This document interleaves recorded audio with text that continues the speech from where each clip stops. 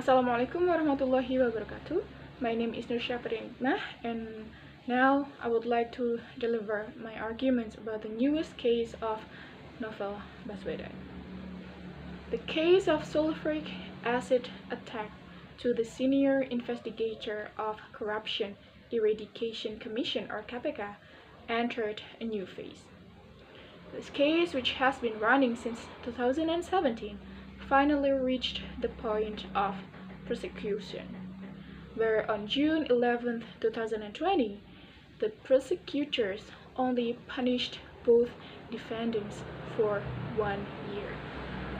This certainly caused controversy in Indonesia. How can the assertion become so light? Because if we look at the chronology of this case, we all know that this case has run for more than 2 years. This case began on April 11, 2017, when Novel had just returned from Subuh prayer in his residence on Deposito Street, Pegangsaan 2, Kelapa Gading, North Jakarta. Suddenly, two people approached and splashed sulfuric acid liquid on his face. At the time, he shouted and attracted the attention of the Jama'ah of Al-Ihsan Mosque, where he did his prayer. This made permanent disability in his left eye. 1 year has passed, but the suspects had not yet been caught. Case monitoring teams until the fact-finder teams had been formed to uncover this case. And after more than 2 years, precisely on December 26, 2019, the police stated that they had succeeded in securing the perpetrators of the attack, namely RB and RK. They are two active police officers who were then appointed as the suspects in this case. Both suspects eventually determined to be the defendants and subsequently prosecuted through trials held by North Jakarta District Court. The trial process that had reached the stage of prosecution caused controversy within the country. People mentioned that the prosecutor, who should demand a fair, but instead seemed to be the lawyer for the defendants. There are a number of things in the trial process that are still strange for me as a common people who follows this case. First one, Novel as the victim himself questioning the two defendants as the only executor of the attack. He believes that the presence of both defendants as an attempt to divert the real perpetrators. It is tried to say that the sulfuric acid attack only performed by two persons, a personal motive, and no intellectual actors. In fact, Novel's neighbors say that there were more than 2 people did surveillance near Novel's house few days before the incident. They showed a picture of someone doing a stakeout in front of Novel's house and also asked information about the Novel. And also there are other pictures that shows a person who tried to enter Novel's house. This shows that there are more than 2 people did this attack. And it also shows that it was a systematic attack plan that involved more than 2 people. This is also supported by the results of Komnas HAM investigation that confirmed in its recommendation that the perpetrators are organized and systematic. It can be said that the suspects are not only 2 people. The fact-finder team formed by the National Police also said in the results of its recommendations that it is related to the handling of the case, but the facts now are different to what currently exists. The second one, the trial process seems dishonest, not objective, and trying to manipulate the facts. One indicator is the absence of key witnesses in this case. The prosecutor did not call witnesses who even did face-to-face contact and interaction with the suspects 2 days and the day before the incident. In addition, there were some evidence that are missing or changed.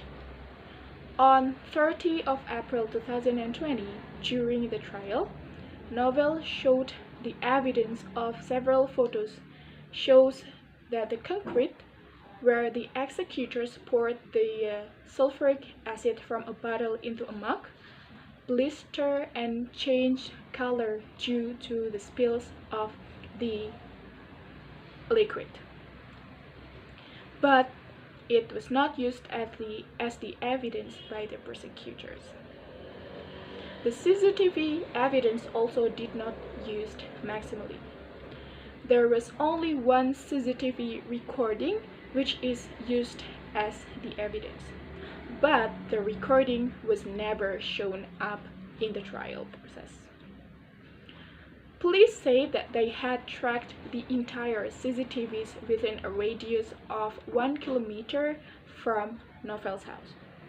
However, that claim could not be proven. After observing one of the CCTV owners, the owners claimed that the police officer had come and asked for a recording, but he refused because there was no assignment letter. And since then, the police did not come there or to other houses to get the CCTV recordings. And the third, there were a statement saying that the attack was done accidentally by only using aqua water. Previously, it was said that the motive of the defendants was to give lessons and do it spontaneously because they thought Novell forgot the National Police Institution, the place where he came from. If we think about it carefully, why did the perpetrators conduct surveillance for 2 days in front of Novell's house before the attack if indeed they do it spontaneously? They said that the water used was not sulfuric acid but only aqua water, whereas there were an evidence of blistered concrete due to sulfuric acid spills which still exist now near Novell's house. The perpetrators even understood well the route they had to take in order to escape from the scene.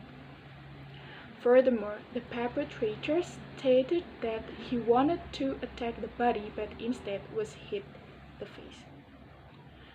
The defendant's lawyer even stated that the permanent defect in Novell's eye was due to mishandling, not because of the liquid. In fact, we all know that 2 years ago, Novell Baswedan went to Singapore to undergo a series of treatment and operation on his eyes. In one of the episodes of Mata Najwa, an official medical record about Novell's eyes condition after the incident that released by the hospital in Singapore was even shown.